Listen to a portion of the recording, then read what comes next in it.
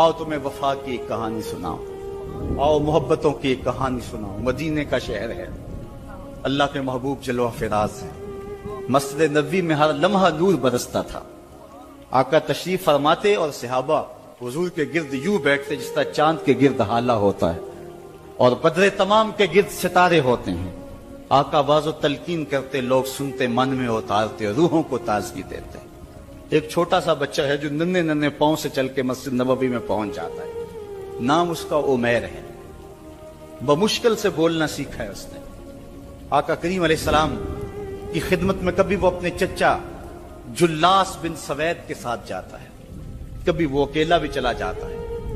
ایک دن اس کا چاچا نہیں گیا لیکن بچہ گیا اور حضور کی بات سنی۔ آقا کریم نے آخرت کے بارے میں، قیامت کے بارے میں نقشہ بیان کیا۔ جب وہ بچہ واپس پلٹا نا تو اپنے چچا کو کہتا ہے، یا عماہ سمیت رسول اللہ صلی اللہ علیہ وسلم یخبرنا عن الساعہ حتی کانی اراہا رای العین۔ اے میرے چچا، آج میں نے حضور کو قیامت کا ذکر کرتے دیکھا ہے، اور حضور نے ایسا ذکر کیا ہے کہ قیامت کا نقشہ میری آنکھوں کے سامنے آ گیا تھا۔ یہ بات جو ہے وہ اس بچے نے اپنے چچا کو سنائی، کیونکہ چچا آج غیر حاضر تھا اور بیٹا چاہ رہا تھا کہ میں اپنے چچا کو بھی حضور کی مجلس سے وہ سنی ہوئی بات بتا دوں اور جو محروم ہو گیا اس کی محرومیاں دور ہو جائیں۔ لیکن اس کا چاچا جلاس بن سوید ازلی بدبخت تھا۔ اس نے کہا، واللہ لو کان محمد صادقا لنحن شر من الحمیر۔ اللہ کی قسم اگر محمد سچا ہے نا تو ہم گدھوں سے بھی پھر گئے گزرے۔ جب یہ بات کہی اس نے تو اس بچے کے پاؤں تلے سے زمین نکل گئی کہ میرا چچا کیا بول رہا ہے۔ یہ تو مجھے انگلی لگا کہ مسجد نبوی میں لے جایا کرتا تھا اور اس نے یہ کیا بات کہہ دی، یہ تو منافق نکلا۔ اللہ اکبر۔ اس بچے کی حیرت کی انتہا نہ رہی کہ یہ کیا ماجرا ہو گیا۔ اس بچے نے جو لفظ کہا اب سنیے۔ اس نے کہا، یا امی، اے میرے چچا، واللہ انکا کنت من احب الناس لا قلبی۔ اللہ کی قسم میرے دل کو سب سے اچھا اگر کوئی لگتا تھا بندہ تو وہ تو تھا۔ میں تیرے سے پیار کرتا تھا اس لیے تو مجھے انگلی سے لگا کے حضور کی چوکھٹ پہ لے جایا کرتا۔ مجھے اس لیے تو پسند تھا، مجھے کائنات میں سب سے محبوب تو تھا۔ واللہ لقد اصبحت الان ابغضهم الی قلبی جمیعا۔ اور اب میری حالت یہ ہے جتنا برا تو لگتا ہے واللہ مجھے کوئی بھی نہیں لگتا۔ یا عمی انا بین الاثنتین۔ ہمارے ماں باپ قربان اس بچے پہ۔ حضرت عمیر بن سعد رضی اللہ تعالیٰ عنہ کہتا ہے، یا عمی، اے میرے چچا، واللہ انکا کنت من احب الناس الی قلبی۔ اس زمانے میں سب سے پیارا مجھے تو لگتا تھا۔ واللہ لقد اصبحت الان ابغضهم الی قلبی جمیعا۔ اور آج سب سے زیادہ مجھے برا تو لگتا ہے۔ آگے لفظ سنیے بچے کے، یا عمی انا بین الاثنتین۔ چچا جی، اب میں ایسے دو راہے پہ کھڑا ہو گیا ہوں، دو راستے جاتے ہیں۔ ایک راستہ تو میرے لیے یہ ہے، اما ان اخون اللہ و رسولہ فلا اخبر الرسول۔ ایک راستہ تو یہ ہے کہ میں اللہ اور اس کے رسول سے خیانت کروں اور جو تیری بات ہے وہ رسول اللہ کو نہ بتاؤں۔ ایک تو یہ راستہ ہے کہ میں حضور سے خیانت کروں، اللہ سے بھی خیانت کروں، اور جو تو نے کہا ہے، جو تو نے بدتمیزی کی ہے، میں وہ بات حضور کو نہ بتاؤں۔ وَإِمَّا أَنْ أُخْبِرَ الرَّسُولَ وَلْيَكُنْ مَا يَكُونُ۔ اور دوسرا راستہ میرے پاس یہ ہے کہ جو تو نے کہا ہے میں جا کے حضور کو بتاؤں، پھر جو ہو سو ہو۔ بس اب میرے پاس دو ہی راستے ہیں۔ فقال جلاس بن سوید، اس کے چچا جلاس بن سوید نے کہا، انت طفل غر لا یصدقک الناس فقل ما شئت۔ تو ناز سمجھ سا بچہ ہے، چھوٹا سا بچہ ہے، تیری بات کس نے ماننی ہے، جا جو جی چاہتا ہے کہہ لے۔ وہ بچہ اٹھا اور حضور کی مجلس میں پہنچ گیا، حضور کی چوکھٹ پہ حاضر ہوا۔ اور وہ بچہ کیا کہتا ہے، صاحبو ان کانوں سے نہیں، ان جملوں کو دل کے کانوں سے سننا ہے، اور اس دعا کے ساتھ اللہ ہماری نسل کو بھی حضور کا ایسا پیار دے، حضور کی محبت میں دے۔ وہ کیا کہتا ہے، یا رسول اللہ صلی اللہ علیہ وسلم الجلاس بن سوید خان اللہ و رسولہ، حضور جلاس بن سوید نے اللہ اور اس کے رسول سے خیانت کی ہے، وَهُوَ عَمِّي، اور میرا چچا لگتا ہے۔ اگلے لفظ سنیے، وَقَدْ تَبَرَّأْتُ إِلَى اللَّهِ ثُمَّ إِلَيْكَ مِنْهُ، حضور میں پہلے اللہ کے حضور پھر آپ کے حضور اس سے بیزاری کا اعلان کرتا ہوں۔ حضور میرا اس سے کوئی تعلق نہیں ہے، میرا اس سے کوئی واسطہ نہیں ہے۔ میں اللہ سے بھی کہتا ہوں میرے مالک، میرا چچا سے کوئی تعلق نہیں ہے چونکہ وہ تیرے محمد کا دشمن ہے۔ حضور میں آپ سے بھی کہتا ہوں کہ میرا میرے چچا سے کوئی تعلق نہیں ہے چونکہ وہ آپ کا دشمن ہے۔ کالا وماذا قال، حضور نے فرمایا بچے اس نے کیا کہا ہے؟ بچے نے ساری کہانی سنا دی کہ میں نے آپ کی تقریر سنی، آپ کی گفتگو سنی اور جا کے بتائی تو اس نے کہا کہ اگر وہ سچے ہیں تو پھر تو ہم گدھوں سے بدتر ہو گئے۔ حضور نے صحابہ کو بلایا، کہا کہ یہ واقعہ پیش آیا ہے، بتاؤ کیا کریں۔ صحابہ نے عرض کی ھذا طفل صغیر لا تصدقه فهو لا یعی ما یقول والجلاس بن سوید یصلی معنا وهو شیخ کبیر وعاقل، حضور یہ بچہ چھوٹا ہے، کم عقل ہے، کم سمجھ ہے، یہ تو اپنی بات بھی نہیں صحیح طرح سمجھ سکتا، جو کہتا ہے تو وہ بھی نہیں جانتا، اور جلاس بن سوید بڑی عمر کا آدمی ہے، ہمارے ساتھ نمازیں پڑھتا ہے اور عاقل شخص، تو آپ اس بچے کی بات کی پرواہ نہ کیجیے اور اس کی خبر کی تصدیق نہ کیجیے۔ ادھر جلاس بن سوید کو جب پتہ چلا تو اس نے بھی قسمیں کھانی شروع کر دی کہ میں نے تو کوئی بات کہی نہیں ہے، ایک چھوٹے سے بچے نے جا کے ویسے ہی بات کر دی۔ تو حضور نے اس بچے کی بات کو نظر انداز کیا صحابہ کے کہنے پہ۔ اب اس بچے نے جب دیکھا کہ میری بات حضور نے قبول نہیں کی ہے تو اس نے جھولی پھیلا لی اور آسمان کی طرف دیکھ کر کے کہا اللہم ان کنت صادقا فصدقنی وان کنت کاذبا فکذبنی، اے اللہ اگر میں جھوٹا ہوں تو مجھے جھوٹا کر دے اور اگر میں سچا ہوں تو میری سچائی کا اعلان کر دے۔ یہ بچے نے جب بات کی تو ابھی اس نے منہ پہ دعا مانگ کے ہاتھ نہیں پھیرے تھے کہ جبریل آ گئے، اور سورہ توبہ کی آیت نازل ہوئی یحلفون باللہ ما قالوا وَلَقَدْ قَالُوا كَلِمَةَ الْكُفْرِ وَكَفَرُوا بَعْدَ إِسْلَامِهِمْ، یہ قسمیں کھاتے ہیں کہ ہم نے یہ بات نہیں کی ہے، محبوب انہوں نے اسلام لانے کے بعد کلمہ کفر بولا ہے، انہوں نے کلمہ کفر بولا ہے، اس نے بات کہی ہے۔ تو اللہ تعالیٰ کے محبوب نے اس بچے کو اپنے پاس بلایا، کہا مرحبا بالذی صدقہ ربہ من فوق سبع سماوات، خوش آمدید وہ بچے جس کی 7 آسمانوں سے اوپر رب نے بھی گواہی دی ہے، جس کی رب نے بھی گواہی دی ہے۔ پھر حضور نے اس بچے کے کان کو پکڑا اور فرمایا وَفَتْ أُذُنُكَ يَا غُلَامُ وَصَدَّقَكَ رَبُّكَ، بچے تیرے کان نے ٹھیک ہی سنا تھا اور تو وہ ہے جس کی گواہی اور جس کی تصدیق میرے رب نے فرمائی۔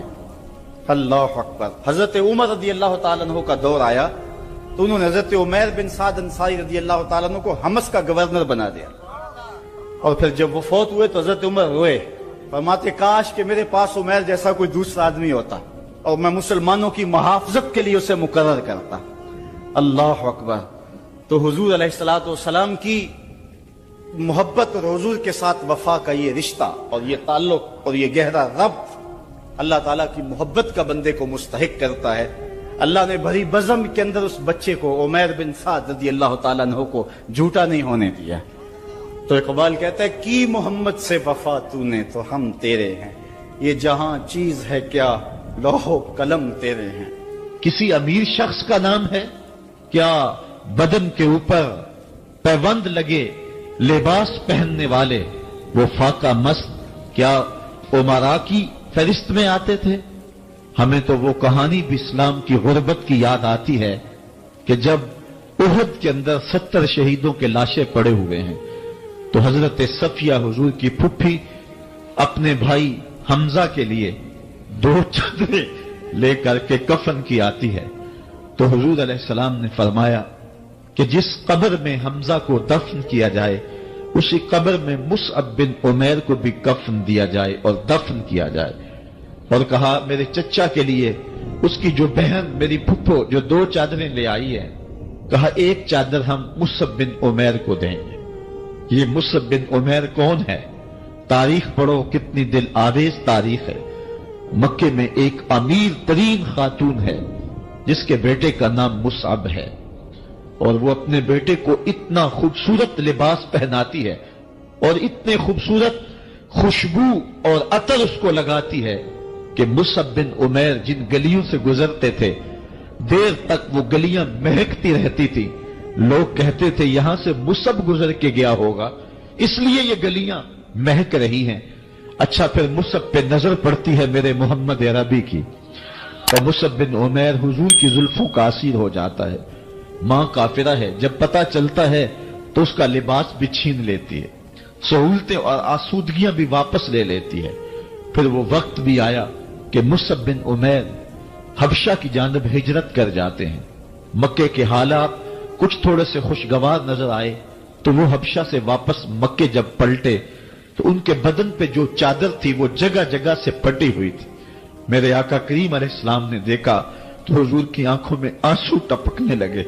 कहा ये वही मुसअब है जो इतना खुशपोश नौजवान था कि मैंने पूरे मक्के में इससे खूबसूरत लिबास पहनने वाला कोई दूसरा शख्स नहीं देखा, और आज मेरे मुसअब को पहनने के लिए जो चादर मुयस्सर है वो भी जगह जगह से फटी हुई है। ये इस्लाम की गुर्बत की कहानी है। और आज उहद में यही मुसअब बिन उमैर शहीद हो जाते हैं और उनके लिए कफन भी दस्तयाब नहीं है। हुजूर ने कहा जो मेरे चचा के लिए 2 चादरें लाई हैं उनमें से एक का कफन मुसअब को दे दो ना, और दूसरी चादर से कफन मेरे चचा को दे दिया जाए। अच्छा, हजरत मुसअब के लिए बड़ी चादर रख दी गई और हजरत अमीर हमजा के लिए जो चादर थी वो छोटी थी। अगर सर ढांपते थे तो पांव नंगे हो जाते, अगर पांव ढांपते थे तो सर नंगा हो जाता। हुजूर ने फरमाया मेरे चचा का सर ढांप दो और पांव के ऊपर इज़खर नामी घास डाल दो। मैं ये इस्लाम की गुर्बत की कहानी तुम्हें सुना रहा हूं, जब मेरे रसूल के चचा के लिए पूरे कफन का टुकड़ा भी दस्तयाब नहीं था। इस्लाम उस वक्त भी इज्जत पा गया था, इस्लाम उस वक्त भी जलील नहीं था, इस्लाम उस वक्त भी सरबुलंद था, और इस्लाम उस वक्त भी इज्जतों की मसनद पे था। ये इस्लाम का वो दौर है कि जब हुजूर मस्जिद नबवी से बाहर निकलते हैं तो आगे हजरत उमर व अबू बकर रज़ी अल्लाह ताला अन्हुमा खड़े हैं। चेहरे के ऊपर अजीब उदासी है। कहा उमर, अबू बकर, इस वक्त क्यों खड़े हो? अर्ज की हुजूर, भूख ने घर में टिकने नहीं दिया। हमने चाहा हुजूर का चेहरा देख लें तो कुछ प्यास बुझ जाए, कुछ भूख मिट जाए। हुजूर ने फरमाया मेरा हाल भी यही है। जिस चीज ने तुझे घरों से निकाला है वही चीज मुझे घर से निकाल लाई है। चलते हुए हजरत अबू अय्यूब अंसारी के घर के करीब से गुजरे।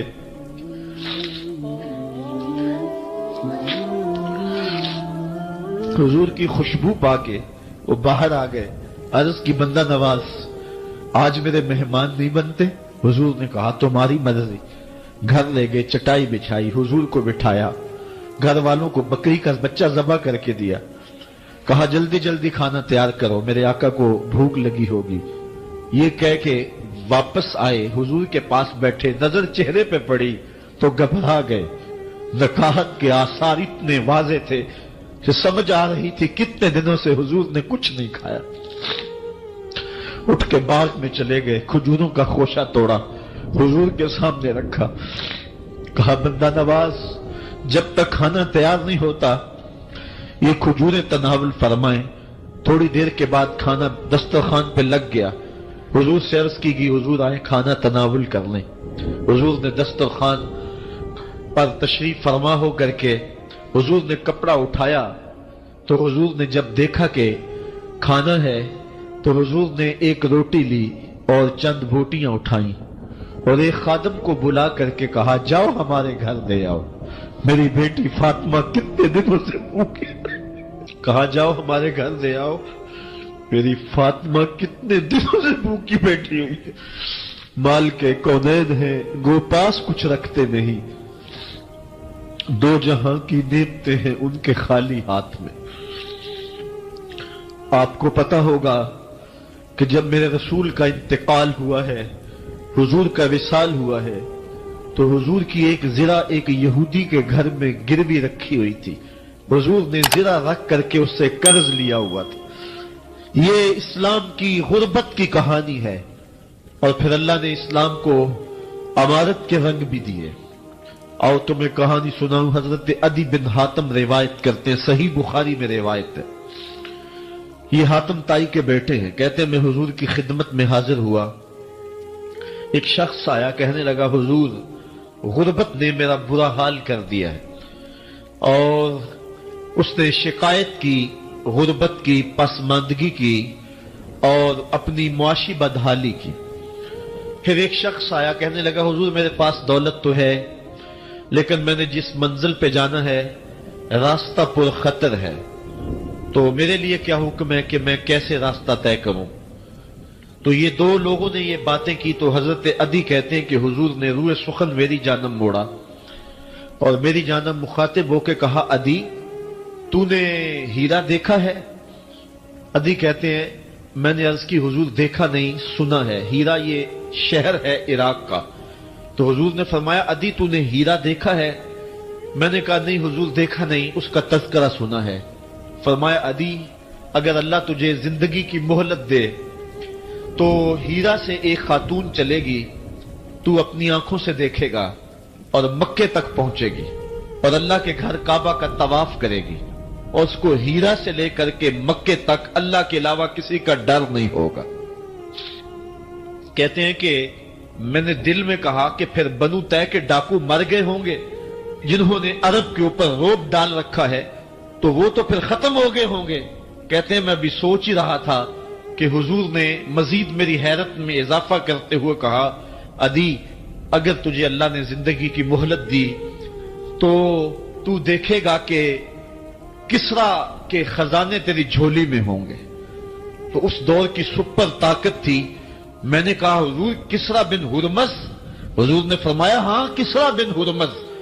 कहते हैं कि हुजूर ने फिर फरमाया, अदी अगर तू जिंदगी पाई तो तू वो दिन भी देखेगा कि एक शख्स ज़कात की रकम लेकर के, ज़कात की चांदी लेकर के, ज़कात का सोना लेकर के निकलेगा और उसको कोई ज़कात का मुस्तहिक ही नहीं मिलेगा। हजरत अदी बिन हातम कहते हैं कि फिर मैंने वो मंजर अपनी आंखों से देखा कि हीरा से खातून चली और मक्के तक पहुंची और अमन ऐसा था कि उसको अल्लाह के अलावा किसी का डर नहीं था। फिर वो लम्हे भी मैंने देखे कि किसरा बिन हुरमज के खजाने मस्जिद नबवी के बाहर पड़े हुए हैं। तो कहते हैं तीसरी चीज मैं देख ना सका और मैंने लोगों को कहा कि ये मैं तो नहीं देख सका, मेरी शायद जिंदगी वफा न करे, और अगर तुम्हारी जिंदगी वफा करे तो तुम देखना मेरे आका ने जो फरमाया तो दो बातें तो पूरी हो गई हैं और तीसरी बात तुम देख लोगे। हजरत यहया बिन सईद फरमाते हैं कि हजरत उमर बिन अब्दुल अजीज का जमाना था और उन्होंने मुझे अफ्रीका की जानब ज़कात वसूल करने के लिए भेजा।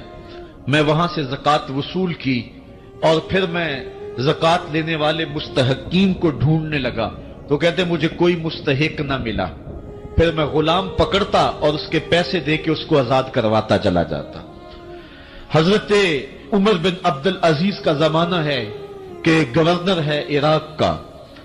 वो हजरत उमर बिन अब्दुल अजीज को लिखता है कि इतनी रकम है, इसका क्या करना है। तो उमर बिन अब्दुल अजीज कहते हैं रकम लेके यहां ना आना, वहां इराक के लोगों में बांट दो, जो ज़कात के मुस्तहिक हैं उनको तकसीम कर दो। तो गवर्नर लिखता है जो मुस्तहिक है उनको दे दी, अब कोई मुस्तहिक नहीं रहा तो मैं क्या करूं। तो हजरत उमर बिन अब्दुल अजीज कहते हैं जो मकरूज हैं उनका कर्ज उतार दो। तो कहते हैं कि हां कर्ज भी मैंने उतार दिया है, रकम फिर भी बच रही है, क्या करूं। तो हजरत उमर बिन अब्दुल अजीज ने फिर लिखा जो शख्स शादी करना चाहते हैं उनका हक मेहर अदा कर दो। मैंने कहा कि वो भी कर दिया है, रकम फिर भी बच गई, अब क्या करूं। तो हजरत उमर बिन अब्दुल अजीज ने मुझे लिखा कि जो गैर मुस्लिम हैं जिन्होंने टैक्स दिया हुआ है, जितना टैक्स दिया है उससे दुगने पैसे उनको कर्जे में दे दो और उनको कहो जाओ इसका कारोबार करो, खेती बाड़ी करो, और साथ उन्हें यह भी कह देना कर्ज की फिक्र ना करना اور زیادہ اس میں پریشان نہ ہونا، جب دے سکو گے دے دینا، یہ دور بھی پھر اسلام نے دیکھا اور یہ گھڑیاں بھی دیکھی۔ جب چتھڑے پہنے ہوئے تھے، جب پیوند لگے لباس پہنے تھے، جب پیٹ میں ڈالنے کے لقمہ بھی نہیں تھا، اللہ کا دین اس وقت بھی غالب تھا۔ اور جب گلیوں کے اندر ریشم بکھرا ہوا ہوتا تھا، کوئی اٹھانے والا نہیں تھا، دین اس وقت بھی غالب تھا۔ دین کا غالب ہونا یا نہ ہونا، اس کا تعلق جو ہے وہ مال و دولت سے نہیں ہے۔ اقبال کہتا ہے کہ زوال بندائے مومن کا بے زری سے نہیں، مومن کا زوال بے زری سے نہیں ہے، بلکہ اس کا سبب کوئی اور ہے۔ وہ سبب ڈھونڈنا ہے کہ ہم دنیا میں رسوا ہو کے کیوں رہ گئے، ہم زمانے کے سامنے تماشا کیوں بن کے رہ گئے، آج نبی کی امت پوری کائنات میں رسوا ہو کے کیوں رہ گئی، آج ہمارا تماشا دیکھا جا رہا ہے، آج بھوکے کتوں کو ہماری بے شمار بہنوں کے اوپر چھوڑا جا رہا ہے اور اس کا تماشا دیکھا جا رہا ہے۔ کیا ہم نے یہ دن بھی دیکھنے تھے؟ ہم نے سراغ لگانا ہے۔ دولت کی قلت اور کثرت یہ ثانوی چیزیں ہیں۔ ہم نے تاریخ میں دیکھا ہے، ہم کبھی مالی طور پہ کمزور تھے، رسوا نہیں ہوئے۔ اور ایک روایت حضرت سلیمان بن سرد رضی اللہ تعالی عنہ سے مروی ہے، کہتے ہیں کنت جالسا مع النبی صلی اللہ علیہ وآلہ وسلم، میں حضور علیہ السلام کی مجلس میں بیٹھا ہوا تھا، دو لوگ تھے، وہ آپس میں الجھ رہے تھے، ان میں سے ایک شخص کا چہرہ غصے سے سرخ ہو گیا، رگیں پھولی ہوئی تھی اور ایک دوسرے کے لیے سب و شتم کا ماحول پیدا ہو گیا تھا۔ اللہ کے رسول صلی اللہ علیہ وآلہ وسلم نے ارشاد فرمایا، میں ایسا کلمہ جانتا ہوں کہ اگر یہ کلمہ پڑھ لیں تو ان کا یہ غصہ زائل ہو جائے گا، ان کی جو کیفیت ختم ہو جائے گی۔ اور وہ کیا ہے؟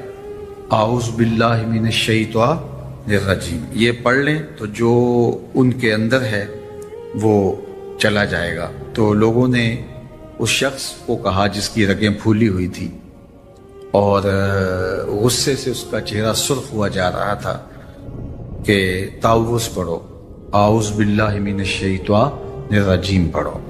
اور یہ اللہ تعالیٰ نے قرآن مجید میں ارشاد فرمایا ہے کہ جب غصے سے انسان بے قابو ہو جائے تو اس کو چاہیے کہ وہ اپنے غصے سے باہر نکلنے کے لیے تعوذ پڑھے۔ ایک روایت میں ہے اللہ کے محبوب نے ارشاد فرمایا، تم میں سے اگر کوئی شخص غصے میں آئے تو وہ خاموش ہو جائے، تو خاموشی سے غصے کا لیول نیچے آنا شروع ہو جائے گا۔ اور ایک روایت میں ارشاد فرمایا، جب تم میں سے کوئی شخص غصے میں ہو تو وہ کھڑا ہوا ہو تو وہ بیٹھ جائے، اور اگر اس کا غصہ اس سے زائل ہو گیا تو ٹھیک، ورنہ لیٹ جائے۔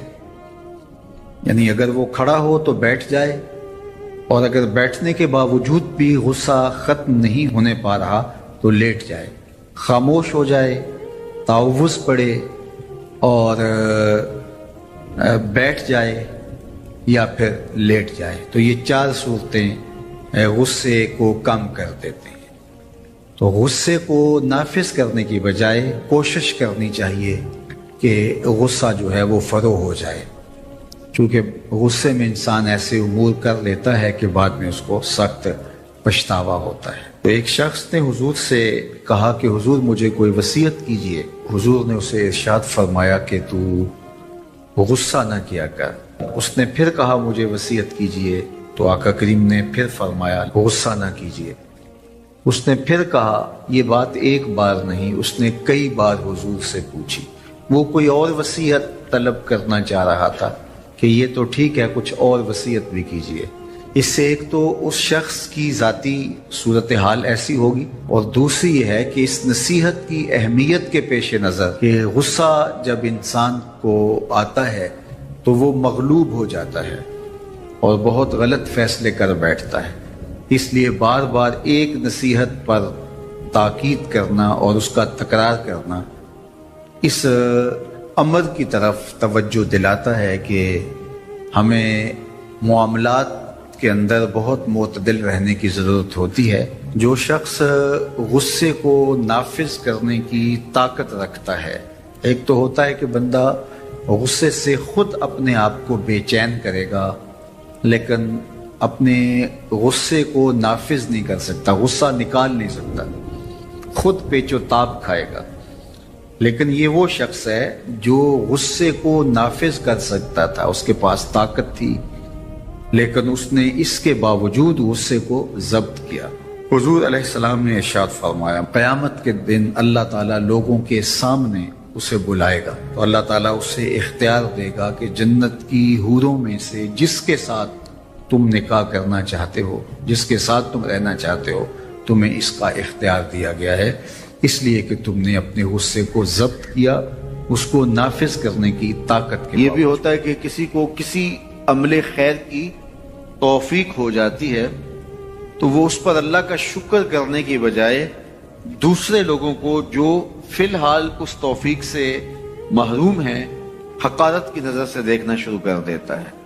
بعض اوقات کسی کو نماز پڑھنے کی توفیق مل گئی تو وہ بے نمازیوں کو حقارت کی نظر سے دیکھنا شروع کر دیتا ہے، تو یہ اس کے عمل کا عجب اس کے عمل کو برباد کر دیتا ہے۔ اگر اللہ نے آپ کو خیر کی توفیق عطا کی تو آپ ان لوگوں کو خیر کی طرف لانے کی کوشش میں لگ جائیں جو خیر کی راہ پہ نہیں ہیں۔ بے نمازیوں کو نماز کا عادی بنانے کے لیے آپ کی جد و جہد شروع ہو جانی چاہیے کہ یہ خیر مجھے نصیب ہوا تو اس کو بھی نصیب ہو جائے، نہ یہ کہ آپ کسی کو حقارت کی نظر سے دیکھیں اور خود پسندی کے مرض میں مبتلا ہو جائیں کہ دیکھو میں نمازی ہوں اور میرے پاس یہ ہے اور فلاں کے پاس یہ نہیں ہے۔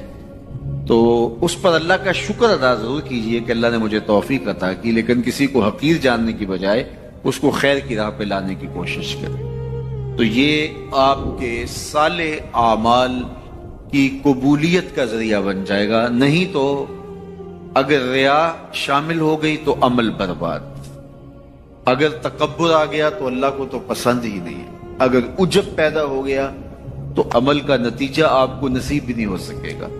اس لیے عمل خالص ہو، صرف رضائے الہی کے لیے ہو، وہ عمل مرد نے کیا ہے یا عورت نے کیا ہے اس سے غرض نہیں ہے، شرط ہے کہ ایمان کے ساتھ اس نے صالح اعمال کا ذخیرہ جمع کیا ہے تو اس کو اللہ تعالیٰ جل شانہ ستھری، پاکیزہ، مطمئن اور خوبصورت زندگی عطا کرتا۔ اب وہ خوبصورت زندگی حیات طیبہ کیا ہے تو سنیے، حضرت سعید بن جبیر رضی اللہ تعالیٰ عنہ فرماتے ہیں کہ حیات طیبہ سے مراد الرزق الحلال ہے۔